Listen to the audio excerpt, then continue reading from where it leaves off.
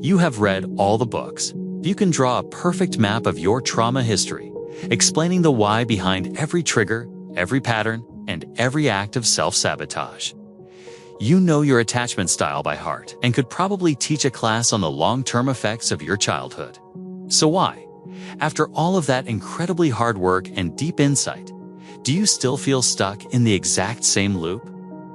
If that is you, I need you to hear this loud and clear. You are not broken, and you are not failing at healing. The issue is not that your understanding is wrong. It is that understanding alone, without the other half of the equation, can feel like a trap.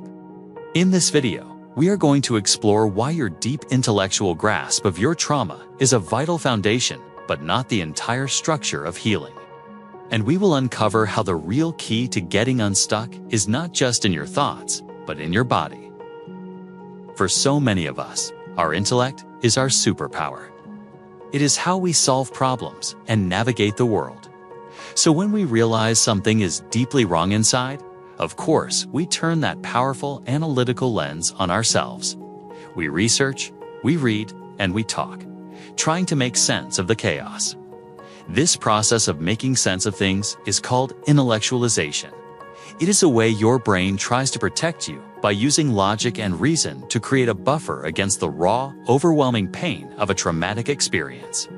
Instead of feeling the distress, your mind gets busy analyzing it. And let us be clear, this understanding is absolutely essential. Creating a narrative and making meaning out of what happened is a critical part of post-traumatic growth. But here is where we can get stuck.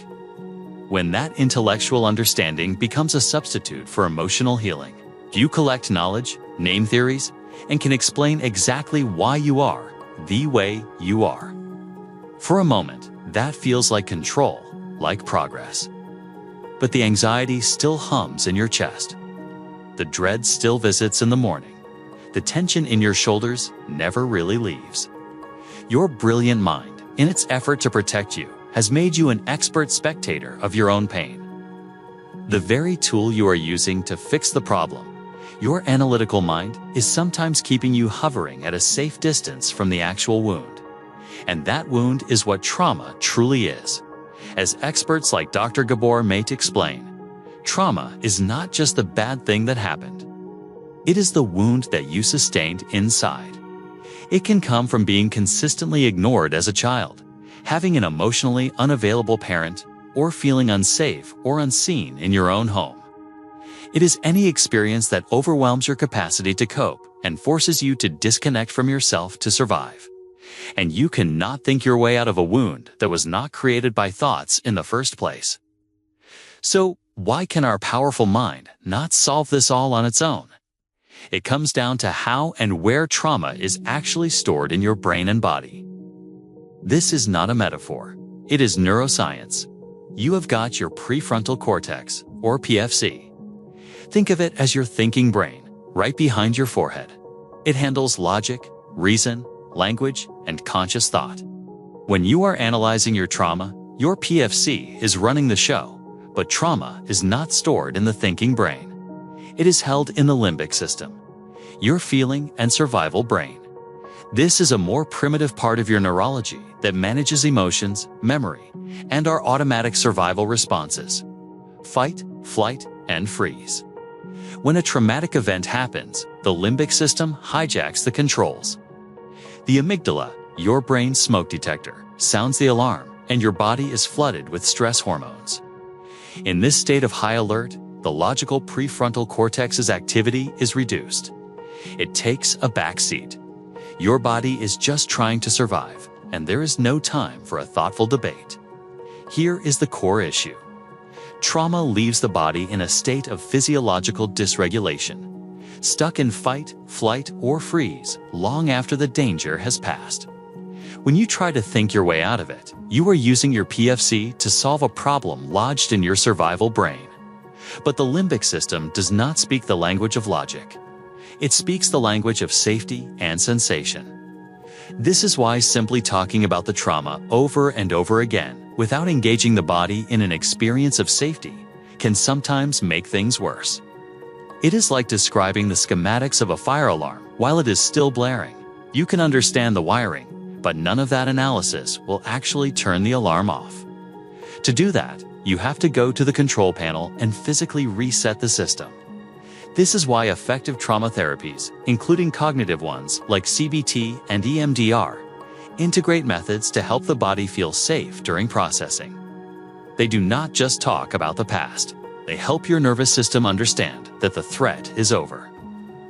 So, if thinking harder is not the answer, how do you heal? This is the most hopeful part. You start building a bridge to your body. The solution is not to abandon your mind, but to integrate it with the wisdom of your body. Healing often requires shifting from a purely top-down approach, thoughts, managing feelings, to include a bottom-up approach. A bottom-up approach starts with the body and the nervous system, where the trauma is actually held. The goal is not to erase your thoughts, but to give your body new experiences.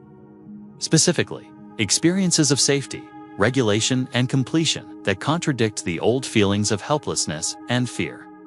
This is the foundation of many integrative therapies that combine cognitive work with body-based or somatic approaches, like somatic experiencing and sensory-motor psychotherapy. These methods recognize that trauma is often uncompleted survival energy trapped in the body, and the key is allowing that energy to gently resolve. But you do not have to be a therapist to start. The first step is simply learning to listen to your body's language, which is sensation. Let us try 2 simple exercises right now. Do not try to fix anything. Just notice. First, a quick grounding exercise. Wherever you are, just take a moment and feel your feet on the floor. Feel the chair supporting you. Gently press your feet down and notice that feeling of solidness. The ground is holding you up. This simple act sends a bottom-up signal to your survival brain that says, right here, right now, you are supported. You are not just thinking it, you are feeling it. Take a breath with that feeling. Second, let us try tuning in to your internal world, or what is called interoceptive awareness. If it feels okay, gently close your eyes. Do a quick, curious scan of your body. Is there a tightness in your chest? A fluttering in your stomach? A warmth in your hands?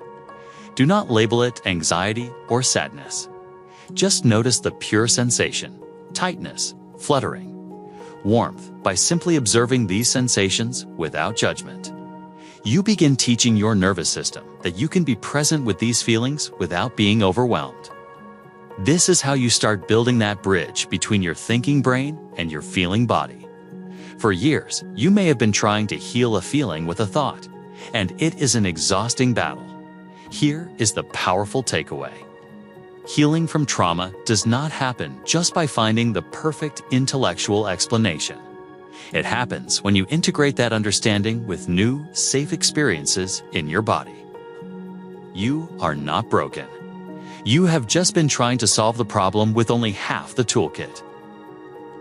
This process requires incredible self-compassion. You are not failing, you are learning.